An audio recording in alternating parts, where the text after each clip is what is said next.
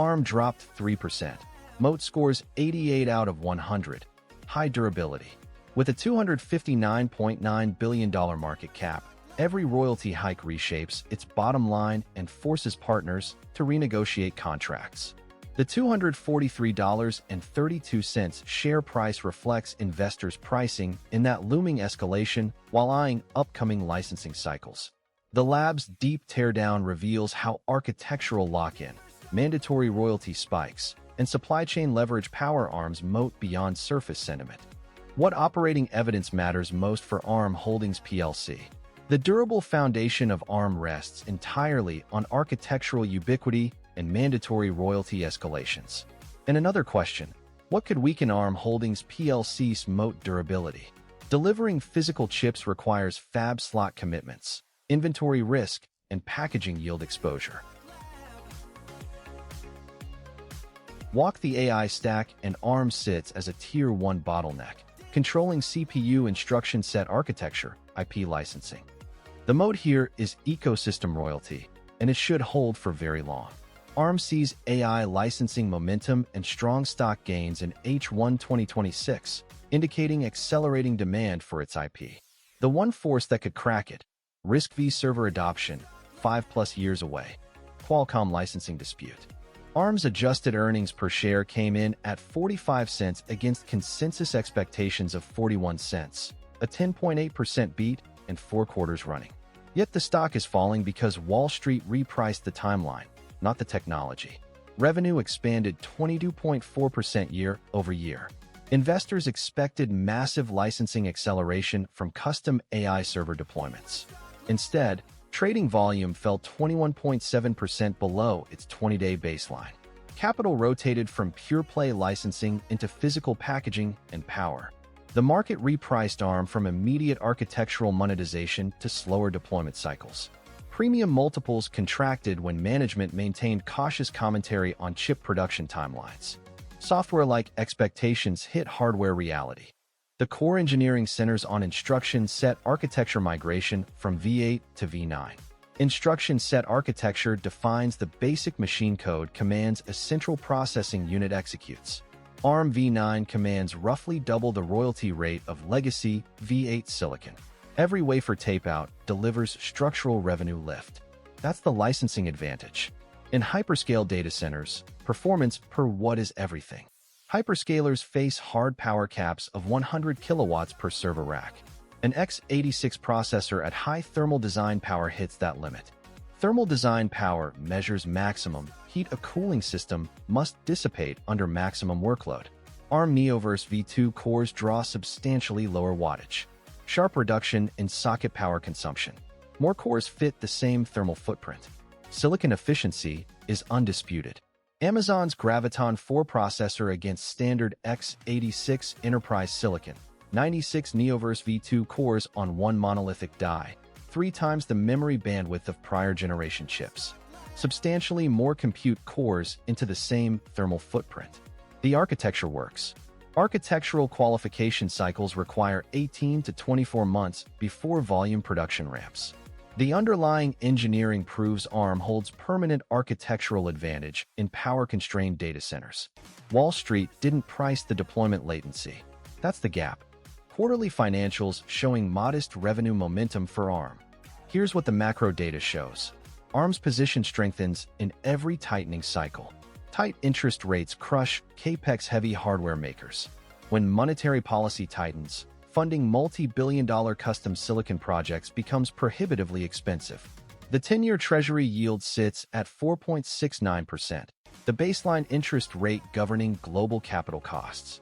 Corporate CFOs face immediate economic friction. Capital-heavy hardware is suddenly unaffordable. Yet capital isn't disappearing from technology. It's refracting. Speculative growth gets crushed. Mission-critical infrastructure survives. Low-margin hardware assemblers get crushed. Pure IP licensing captures all the growth. Hyperscalers building custom silicon cannot bypass ARM's instruction set architecture, the foundational language translating software code into hardware actions. Even with revenue growth at 22.4%, tight monetary policy forces them to sharpen supplier selections. They eliminate peripheral vendors. They concentrate on indispensable architecture. ARM is now indispensable. Trade friction and tariff shifts reshape operational reality. When governments impose targeted technology controls, hardware companies absorb heavy re-engineering expenses. Yet ARM sits upstream from physical assembly. Because ARM licenses intellectual property rather than shipping physical silicon, it bypasses traditional border tariffs. Political friction slows goods at ports. Instruction sets cross borders digitally without friction. Policy threats that cripple chip makers reinforce ARM's structural moat. Tariffs cannot tax an architecture. Geopolitical conflict reshapes the semiconductor landscape. The tech war between the United States and China redefines hardware access. Export controls tighten. Hardware companies face severe revenue exposure in Asian markets. ARM-specific regional trade data remains proprietary. However, chip manufacturing's physical concentration creates a structural choke point.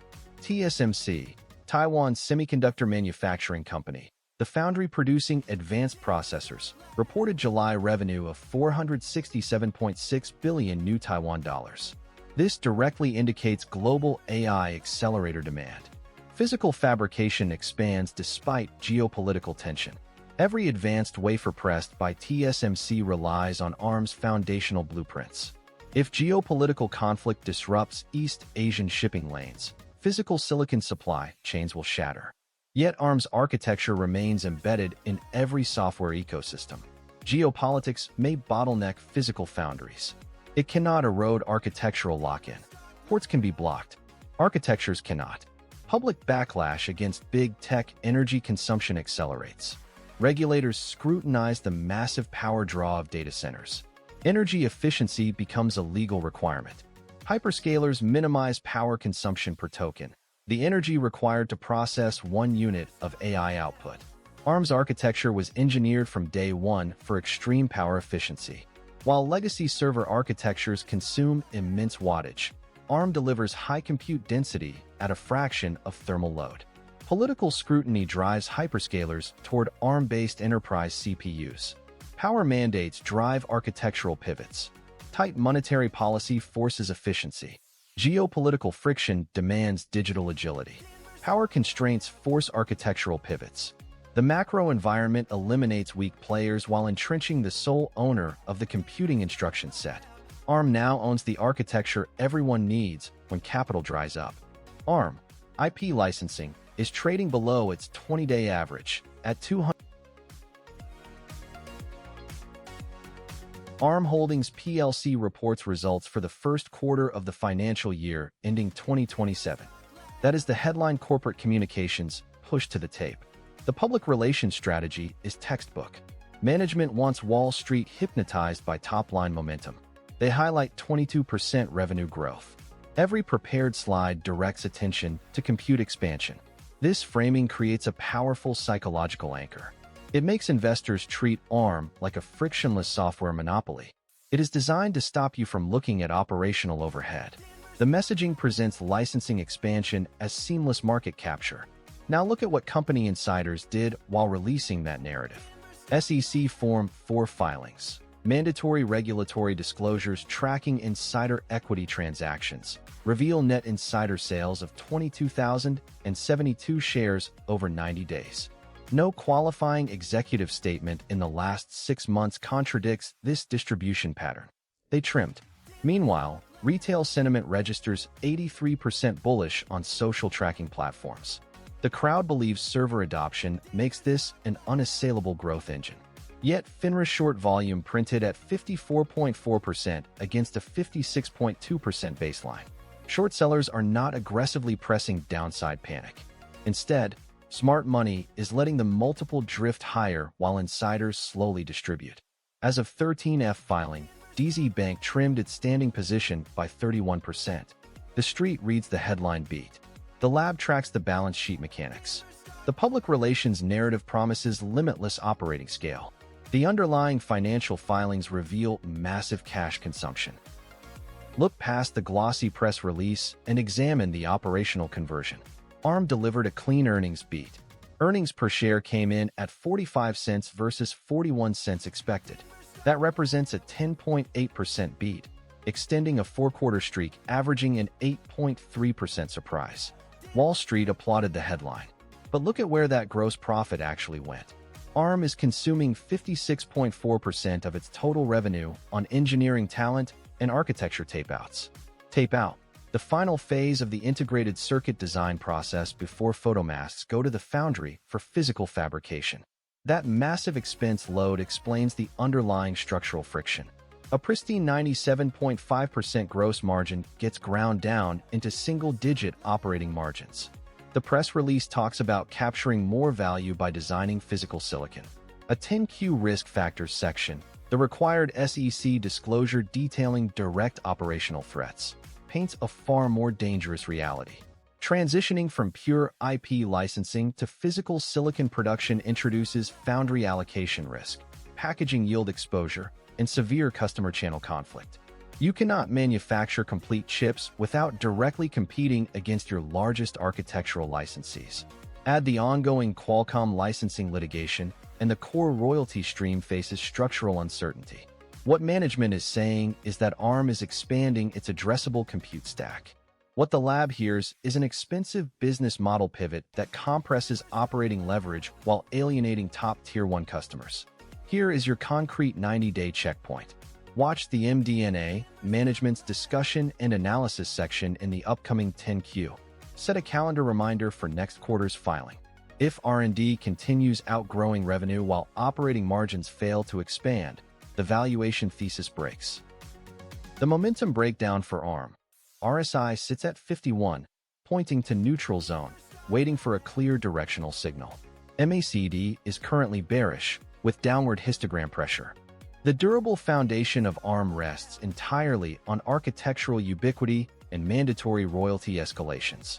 Every major cloud provider deploying custom silicon, from AWS Graviton to Google Axion, relies on the ARM instruction set architecture.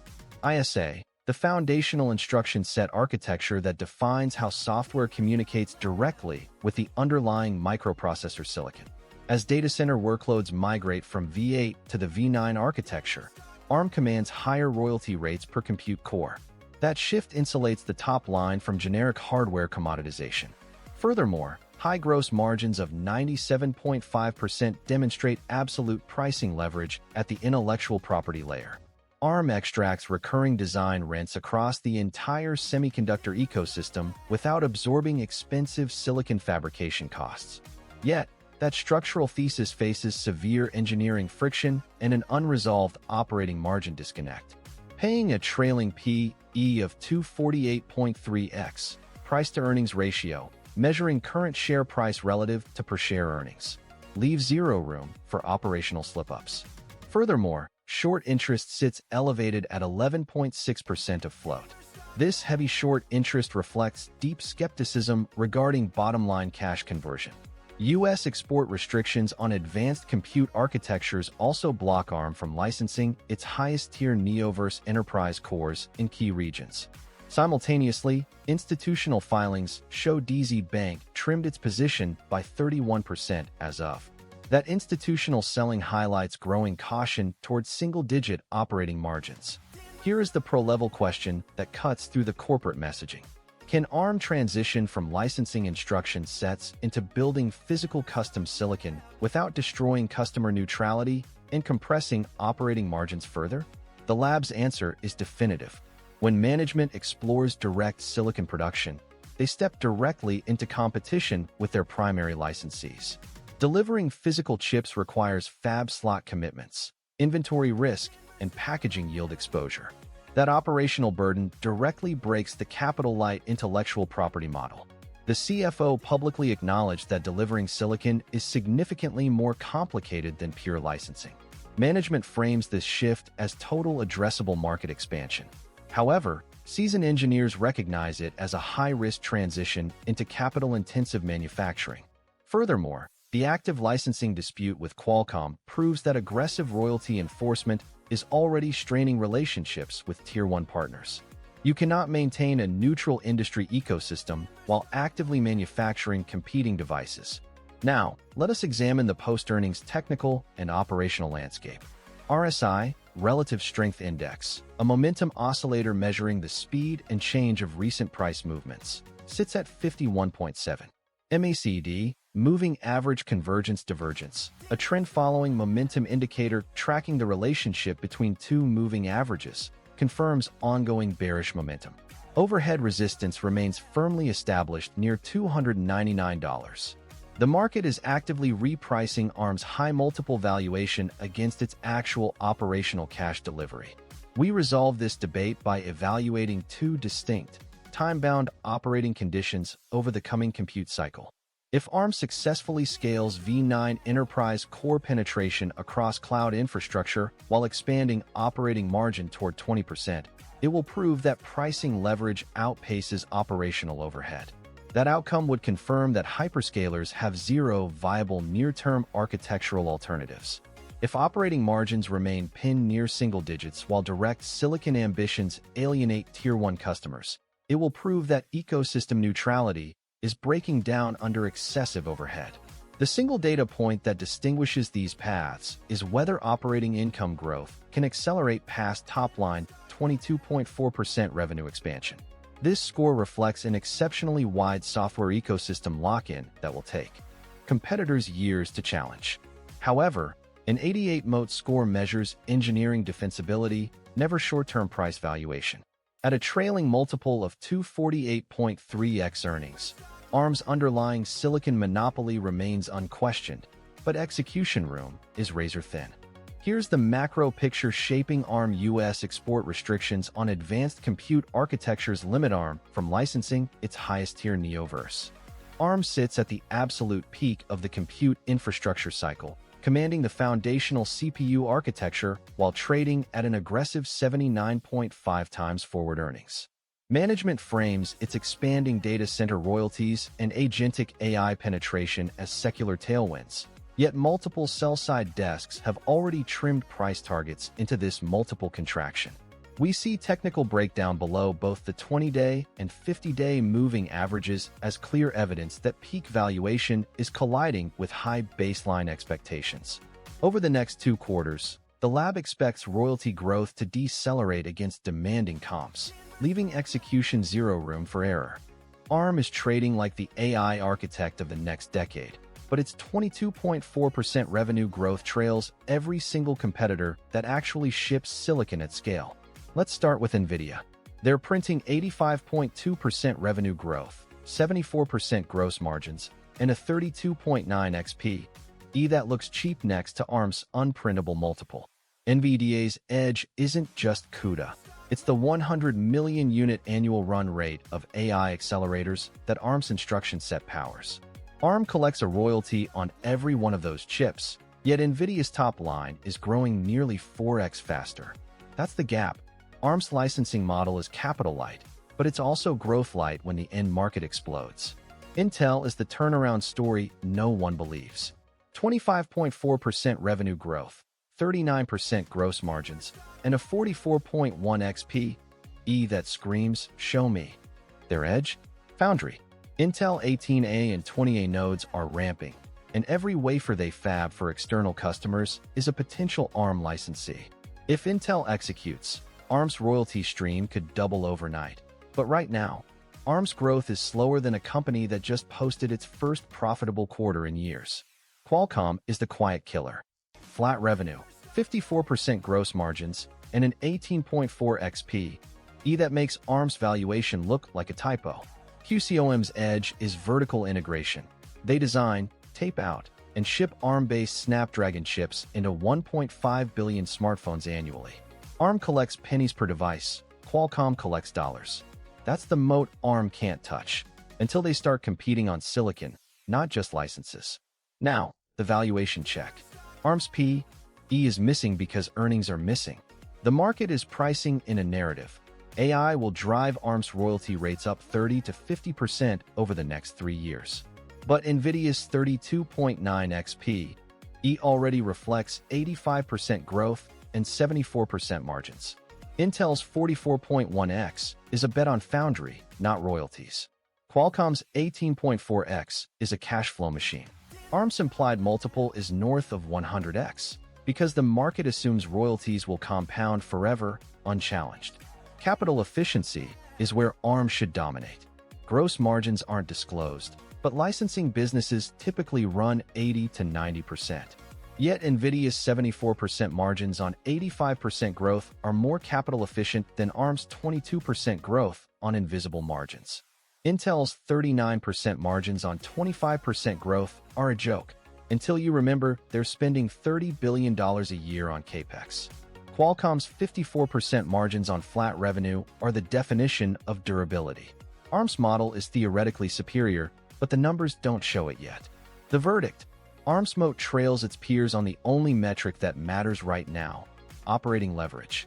The market is betting on future royalty escalators, but NVIDIA, Intel, and Qualcomm are already printing cash on ARM's instruction set. ARM's durability score just hit 88. No other chip architect survives this market cycle intact. That's the signal. Their licensing moat isn't just wide, it's corrosion-proof. Is the bull case or bear case stronger for ARM? Drop your thesis in the comments. This isn't financial advice, just engineering-level analysis. Markets move fast, data gets stale, and past performance never guarantees future returns. Do your own research before any trade. Subscribe so you don't miss the next deep dive. We name die sizes, not price targets. If you want our full breakdown on NVIDIA, the link is in the description. The lab's closing the circuit.